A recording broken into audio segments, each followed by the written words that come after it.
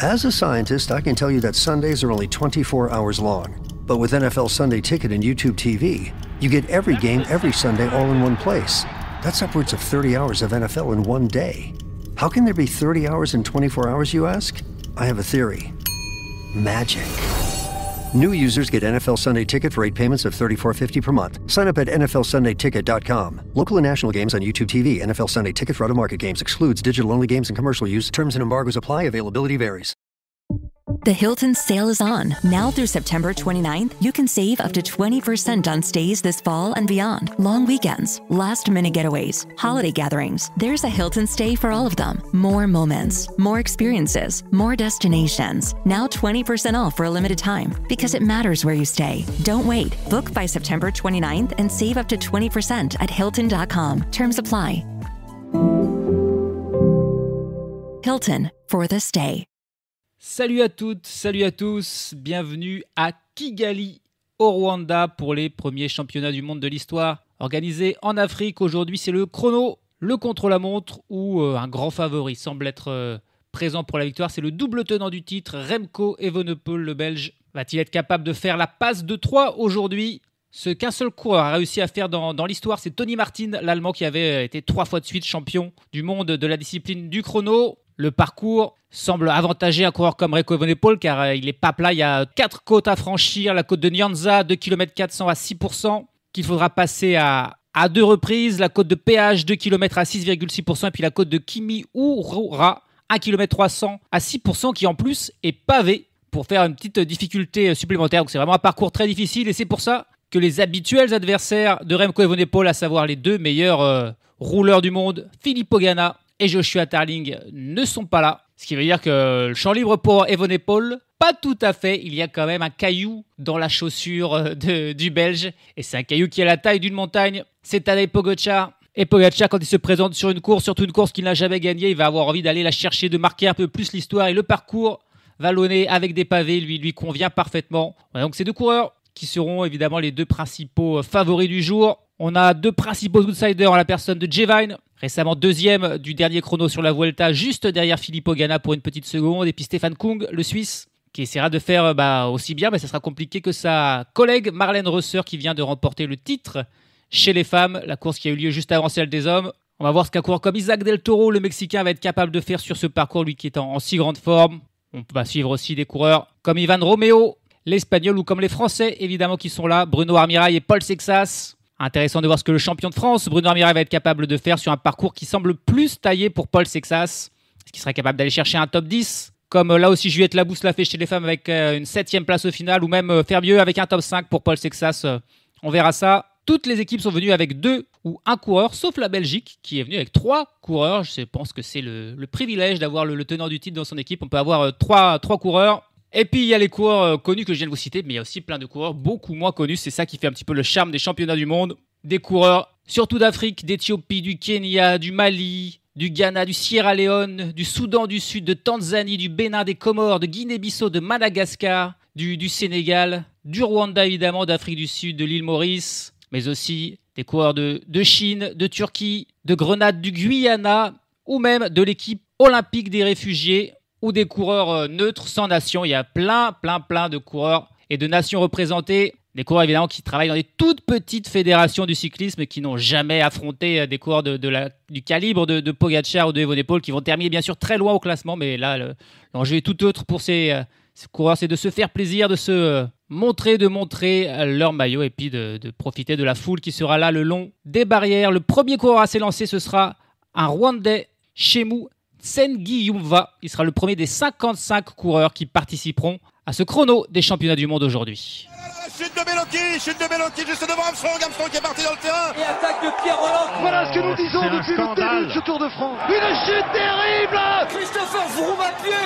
Mais quelle image du Tour. On n'a jamais vu ça. 100% cyclisme, le podcast du vélo en direct. Ça va Marion? Désolé. Et c'est parti pour Shemu Nsengiyumva, qui a l'honneur de commencer puisqu'il joue à domicile, le Rwandais. Le départ qui se fait dans un stade couvert. Ça nous rappelle un petit peu le début d'un chrono. Je crois que c'était sur la Vuelta qui commençait dans un stade de basket. Voilà, c'est un petit peu le même délire. Dans une très bonne ambiance, évidemment, c'est parti pour ce coureur rwandais Et on va bientôt savoir donc qui de Pogačar ou d'Evenepoel sera le vainqueur. À moins bien sûr qu'on assiste quand même à une surprise. C'est toujours possible, c'est déjà arrivé récemment dans les chronos comme Tobias Foss qui s'était imposé un petit peu à la surprise générale en 2022 ou par exemple le Biélorusse Vasil Kirienka, vainqueur en 2015. Aujourd'hui, s'il y a une surprise, elle viendra probablement pas de ce coureur rwandais Chemou Nzengu Yumva, mais peut-être d'un coureur comme Jevine, qui est vraiment en pleine forme. Il était déchaîné sur la Vuelta. Et pareil, le fait qu'il y ait des ascensions, ça l'avantage par rapport quand même à un coureur comme Remco. Donc on va voir ça. Et pour l'instant, le deuxième coureur à partir, je ne vais pas tous les citer, mais on va quand même citer le deuxième, Boniface Simon Ngwata, un coureur de Tanzanie. Voilà, tous ces coureurs qui vivent probablement le plus beau moment de leur carrière. Le premier coureur connu, le premier coureur d'une équipe World Tour professionnelle assez lancée, c'est le Belge Florian Vermeersch. C'est un petit peu une surprise de voir Florian Vermeersch faire ce chrono parce que c'est pas forcément non plus sa grande spécialité. Je pense que l'intérêt pour lui, c'est simplement de le faire et il va pouvoir terminer avant le départ de Remco Evenepoel et donc donner des petites informations à Remco. C'est l'avantage d'avoir 3 coureurs pour la Belgique, la seule nation dans ce cas. Florian Vermeersch qui part donc au milieu de tous les coureurs africains. Et pour l'instant, personne n'est encore arrivé. C'est long, hein. C'est 42 km. Ce chrono, c'est vraiment pas facile. Il y a 3 checkpoints, un au kilomètre 11, un au kilomètre 24 et un au kilomètre 32. Et pour l'instant, c'est le premier coureur parti, Chemou Nzenguiyumva, qui fait le meilleur temps à tous les points intermédiaires. Alors bon, les 2 derniers, il n'y a quasiment que lui qui est passé, mais au premier point intermédiaire, il est passé avec quand même pas mal d'avance sur les autres. Il a 1,45 d'avance sur le second, Boniface Ngwata, et 2 minutes 29 sur le troisième, Ahmad Waïs, le coureur de l'équipe des réfugiés, l'ancien Syrien.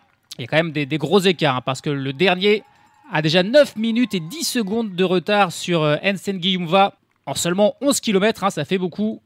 C'est Jalal Edward, le coureur du Soudan du Sud, qui, même par rapport aux autres coureurs venant d'Afrique, est dans une catégorie encore un petit peu en dessous, mais c'est pas grave. L'important pour ces coureurs, c'est de participer à cette fête internationale du cyclisme.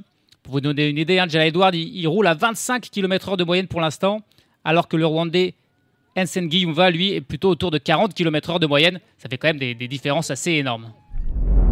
56 minutes, 41 secondes et 13 centièmes. Voilà le temps fait par Chemou Nzenguiyumva. Et il n'est pas venu là pour faire de la figuration. C'est vraiment un bon temps, 43 km/h de moyenne. Nzenguiyumva, c'est le champion, hein, en titre du Rwanda sur le contre-la-montre.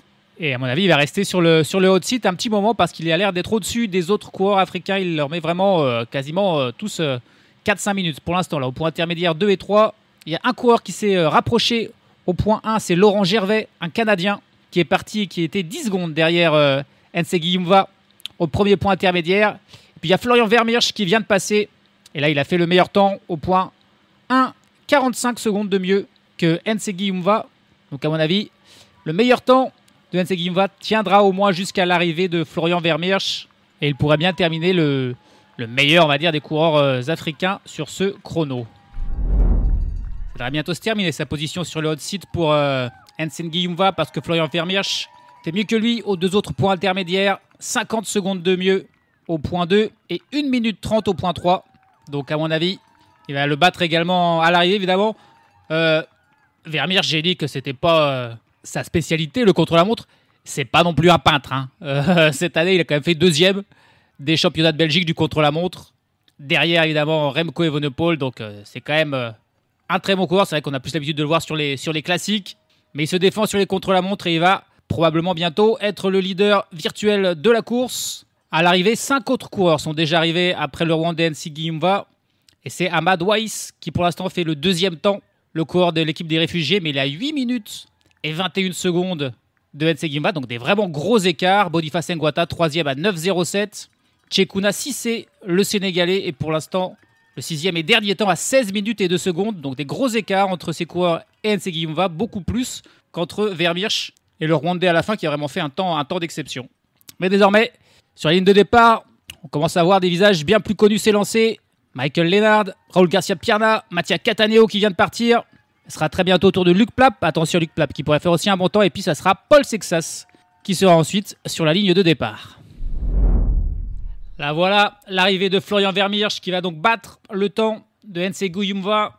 2 coureurs sont arrivés et ont pris les 2 et 3e places provisoires. D'abord le chinois Jiankung Liu qui a terminé de plus de 3 minutes de Nsé Guillaume-Va. Et puis le Canadien Laurent Gervais lui a terminé à environ 40 secondes derrière le coureur du Rwanda. Mais là, Florian Vermeersch va faire mieux et va pouvoir s'asseoir sur le haut de site. Ça veut dire que s'il est sur le haut de site, il pourra peut-être pas aller donner des petits consignes à Evenepoel. Mais voilà, en tout cas, là, il passe la ligne avec 1 minute et 51 secondes d'avance sur Nsé Guillaume-Va, qui malgré tout aura fait un excellent temps. Il est possible que ce soit pas suffisant pour arracher un top 10 qui serait formidable, mais peut-être un top 15, pourquoi pas. Il ne reste plus que 10 coureurs à s'élancer désormais. C'est le départ d'Isaac Del Toro, le Mexicain. Et pour l'instant, Paul Sexas, qui vient de passer au point intermédiaire 1 et qui fait un très bon temps. Il est 5 secondes derrière le meilleur temps, qui est pour l'instant celui d'Ilan Van Wilder, qui est passé avec 14 secondes de mieux que Florian Vermeersch. Luc Plapp est passé avec 5 secondes de retard sur Florian Vermeersch, donc Paul Sexas qui est pour l'instant un très bon temps, le coureur de seulement 18 ans. C'est le plus jeune à participer évidemment à ce chrono. Il pourrait participer au chrono des moins de 23 ans et à son âge, il pourrait même participer à la catégorie junior.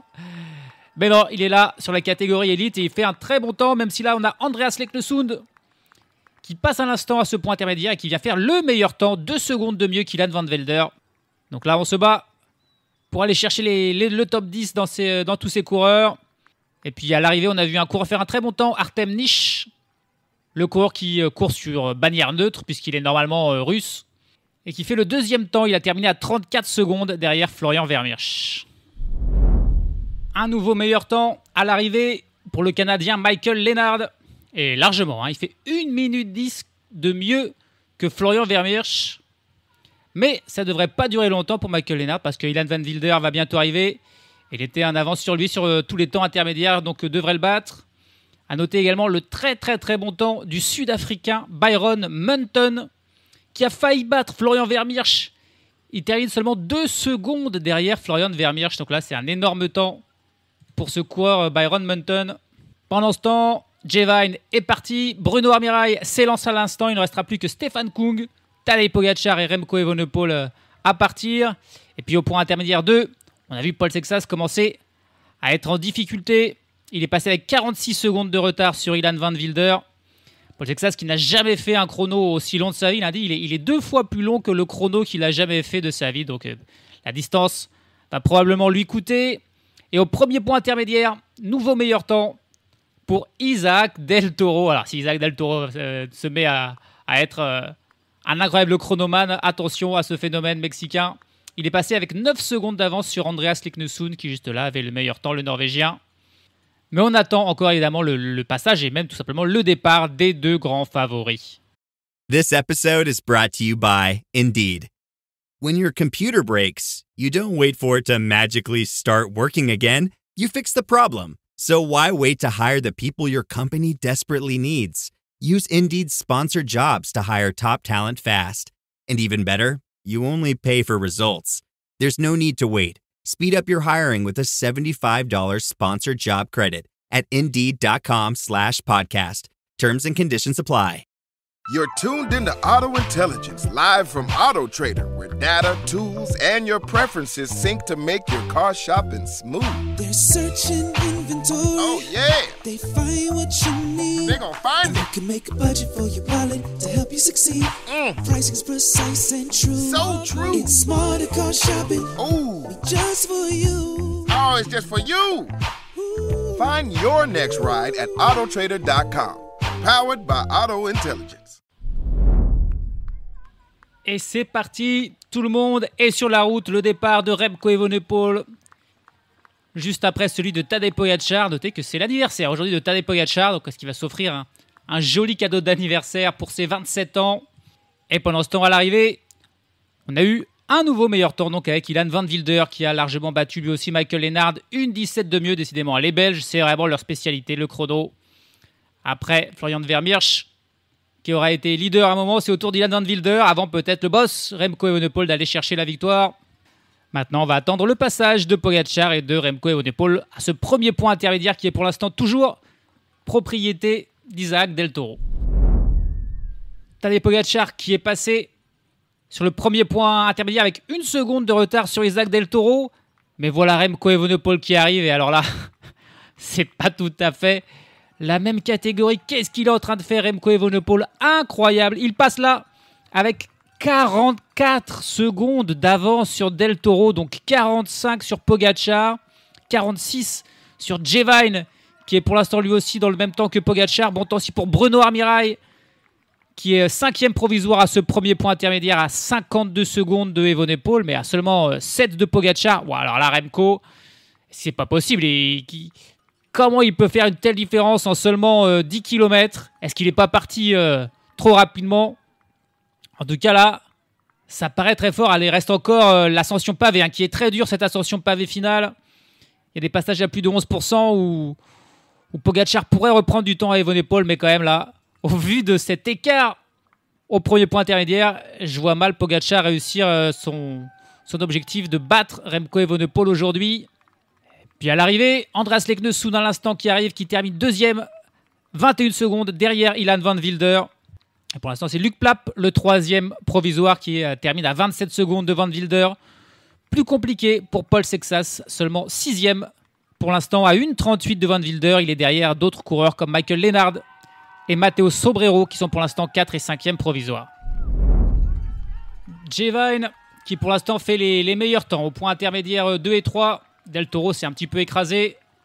Jevine qui est passé avec 26 secondes d'avance sur Ilan Van Wilder au point 2 et 27 secondes au point 3. On va voir ce que ça va faire à l'arrivée. Et Tadej Pogačar, tiens, qui à l'instant arrive au point 2. Et ça va être derrière Jevine. Pogačar qui, pour l'instant, est même bien derrière. 25 secondes. 25 secondes derrière Jevine pour Tadej Pogačar. Au second point intermédiaire. Ça paraît déjà perdu pour le Slovène aujourd'hui. Et puis, tiens, à l'arrivée, voici Isaac Del Toro. Mais il ne va pas pouvoir battre le temps d'Ilan Van Wilder, Isaac Del Toro. Et de pas beaucoup, 4 secondes. 4 secondes derrière Ilan Van Wilder pour Isaac Del Toro. Ça reste un très bon temps. Il avait commencé très fort. Il a fait d'effort aussi dans la dernière ascension, mais il s'est un petit peu écrasé au milieu. Ça reste une très bonne performance pour le Mexicain. Et à noter que Stefan Kung est dans une très très mauvaise journée. Seulement 13e là au point intermédiaire 2. Et Remco Evenepoel, oui, mais il arrive déjà, Remco Evenepoel, au point intermédiaire 2. Non, mais c'est une fausse idée. Je me demande s'il ne va pas rattraper Tadej Pogačar d'ici l'arrivée. Il passe avec 1,17 d'avance sur Jevine, soit 1,42 sur Tadej Pogačar. Sachant qu'il y avait un écart de 2 minutes 30 entre le départ de Evenepoel et Pogačar. Il pourrait peut-être doubler Tadej Pogačar. Là, ce serait vraiment quelque chose d'incroyable. En tout cas, la victoire, on peut déjà le dire. Même si on n'est qu'à mi-parcours, elle sera pour Remco Evenepoel à moins qu'il chute. Il écrase littéralement ce chrono. Il y a du suspense encore pour la 2e place. Est-ce que Jevine va être capable de résister et d'aller chercher la 2e place? C'est plutôt bien parti. Et pour la 3e place, pour l'instant, c'est serré. Il n'y a qu'une seconde entre Pogačar et Van Wilder au point intermédiaire 2. Et 35 secondes de retard désormais pour Tadej Pogačar au point 3 sur Jevine. Ça veut dire qu'il est 8 secondes derrière Ilan Van Wilder. Il pourrait ne pas finir sur le podium, Tadej Pogačar. Et Remco Evenepoel, voilà, qui arrive déjà. Ouais, ça va être chaud. Ça va être chaud. Il va peut-être le rattraper avant la fin. Non, mais j'y crois pas. 1,24 d'avance sur Jevine pour Remco Evenepoel à ce point intermédiaire 3. Et 1,59 sur Tadej Pogačar. Il reste un petit peu moins de 10 km. Peut-être pour voir cette image qui serait folle de Pogačar rattrapé par Evenepoel sur ce chrono. Ce serait hallucinant. Oh, le finish. Le finish de Jevine. Bon, il a fini en boulet de canon. C'est assez impressionnant. Il n'avait qu'une trentaine de secondes d'avance sur Ilan Van Wilder au point intermédiaire 3. Et il va passer la ligne avec 1 minute et 21 secondes d'avance sur Ilan Van Wilder. Jevine, formidable, qui va terminer sur le podium. Probablement 2e. Je vois mal Tadej Pogačar venir aller le chercher désormais. En 51 minutes, tout pile pour Jevine, qui fait donc le meilleur temps et qui va terminer sur le podium. Alors que là, on voit l'image, et oui, on voit l'image de Remco Evenepoel, qui a désormais Tadej Pogačar dans sa ligne de mire. C'est hallucinant. Il reste encore 6 km, c'est sûr. Il va le doubler avant la fin, Remco Evenepoel. Et c'est en train de se produire dans ces passages pavés, dans cette ascension. Remco Evenepoel qui est dans la roue de Tadej Pogačar et qui le dépasse. Mais incroyable, on pensait que c'était le passage où Pogačar aurait un petit peu de supériorité sur Remco, et ben il est passé. Alors maintenant, Tadej Pogačar qui reste dans la roue de Remco Evenepoel. Je crois bien qu'il n'a pas le droit de faire ça, même si là, vu comme ça monte, il ne profite pas vraiment d'une quelconque aspiration. Mais c'est hallucinant. Et alors, quelle revanche pour Remco Evenepoel. Est-ce que vous vous rappelez du chrono sur le Tour de France, juste avant son abandon, quand Jonas Vingegaard avait rattrapé Remco Evenepoel avant la fin, il avait doublé sur la ligne. Et ben aujourd'hui, c'est sa vengeance. C'est pas sur Vingegaard, c'est encore mieux, c'est sur Tadej Pogačar, le grand champion du cyclisme mondial. Il vient de le rattraper, de le doubler, et petit à petit, il est en train de le distancer. C'est hallucinant. On a rarement vu Tadej Pogačar comme ça en difficulté sur un chrono. D'ailleurs, je pense que c'est la première fois de sa vie qu'il est rattrapé par quelqu'un sur un chrono. Lui qui a l'habitude d'ailleurs de partir en dernier. Là, il est parti en avant-dernier. Eh ben, il a été doublé. 2 minutes 30 d'écart il y avait entre les départs. En plus, d'habitude, il y a 2 minutes. Là, il y avait 2 minutes 30 et malgré tout, il est rattrapé et doublé par Remco Evenepoel. C'est une image formidable, incroyable. Et malgré tout, on peut féliciter Pogačar de tenter, parce qu'il pourrait se contenter de gagner le Tour de France, qui gagne facilement. Il va tenter des trucs impossibles. Il a tenté Paris-Roubaix cette année, ainsi que le Tour de Flandre qu'il a gagné. Il a tenté la dernière étape sur les Champs-Élysées, à prendre le risque de tout perdre sur les pavés glissants de Montmartre pour aller chercher la victoire d'étape. Il tente encore aujourd'hui sur ce chrono. Mais là, Remco Evenepoel, il a tapé du poing sur la table. Il lui a dit non, c'est à moi. Mais attention, Remco, faut quand même qu'il finisse. Faut pas qu'il se relâche, faut qu'il continue fort pour aller chercher quand même le temps de Jevine.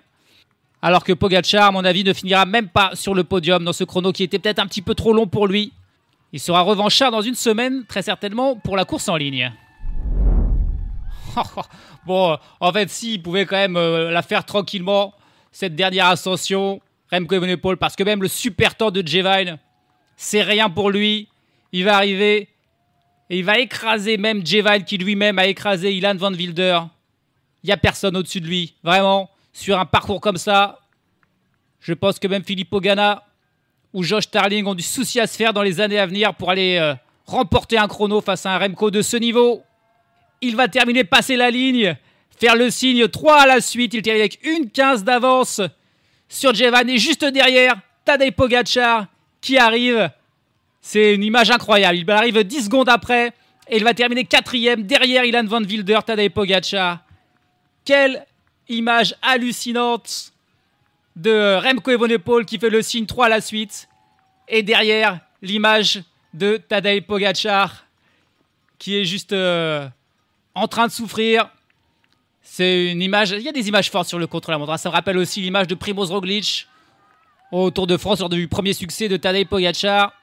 Cette image cette année sur le Tour de France, donc avec Evenepoel doublé par Vingegaard. Et là, Evenepoel qui finit, qui lève les bras avec Pogačar 100 mètres derrière lui, battu à plat de couture et même pas de podium pour Pogačar qui terminera derrière Jevine et Ilan Van Wilder, 2 Belges sur le podium avec un Australien. Mais un seul vraiment au-dessus du lot, Remco Evenepoel, double champion olympique sur la course en ligne et sur le chrono et désormais triple tenant du titre des championnats du monde du contre-la-montre. Après son interview de victoire, Remco Evenepoel, il a déjà dit qu'il pensait déjà à celui de l'an prochain, au chrono de l'an prochain, pour devenir le premier coureur à remporter 4 fois ce titre à la suite. Parce qu'il y a 2 coureurs qui l'ont déjà remporté 4 reprises, mais pas la suite. C'est Tony Martin et Fabian Cancellara. On suppose que l'an prochain, quand il l'aura encore gagné, il dira qu'il penchera encore à celui de l'an prochain pour devenir le premier coureur à remporter 5 dans sa carrière. Sacré Remco, qui n'aura laissé aucune chance aujourd'hui à la concurrence. 1 minute et 14 secondes sur Jevine qui fait 2e et 2,36 sur Ilan Van Wilder qui lui fait 3e pour une petite seconde de mieux que Tadej Pogačar pour Ilan Van Wilder qui vient vraiment compléter le succès total de la Belgique sur ses chronos. Le reste du classement du top 10 avec Isaac Del Toro qui vient faire 5e, Andreas Leknesund 6e, Luc Plapp 7e, la 8e place pour le français Bruno Armirail qui termine donc premier français à 3,06 de Remco Evenepoel, Timon Arensman 9e et Stefan Kung qui termine 10e. Petite déception quand même pour Paul Sexas, aujourd'hui seulement 16e, il a vraiment souffert de la distance, on espérait mieux quand même de ce jeune coureur. On notera la 20e place de Baron Munton, le Sud-Africain. ou la 25e place au final de Chemou Nsegi Yumva, celui qu'on a vu en tout début de course être sur le hot seat. Il termine à 6 minutes et 55 secondes quand même, au final de Remco. Bien sûr, des temps qui sont grands pour ceux qui finissent derniers. Les derniers du jour, c'est les deux derniers, c'est les deux coureurs du Soudan du Sud, pays très jeune et forcément avec une fédération du cyclisme balbutiante. Victor Mout, seulement 19 ans, termine avant-dernier à 42 minutes 17. Et Jalal Edward termine dernier à 43 minutes et 18 secondes de Remco Evenepoel. Là encore des belles différences. Il a couru à 26 km/h de moyenne quand Remco Evenepoel tournait à 48, quasiment 49 km/h de moyenne. Il était intouchable et son équipe de la Belgique sera à suivre sur la course en ligne de ces championnats du monde au Rwanda qui aura lieu dans une semaine. Mais face à lui, il aura un Tadej Pogačar qui aura très certainement la rage et l'envie de prendre sa revanche. Ça sera dans une semaine et ça sera évidemment à suivre sur 100% cyclisme. Salut à tous, salut à toutes.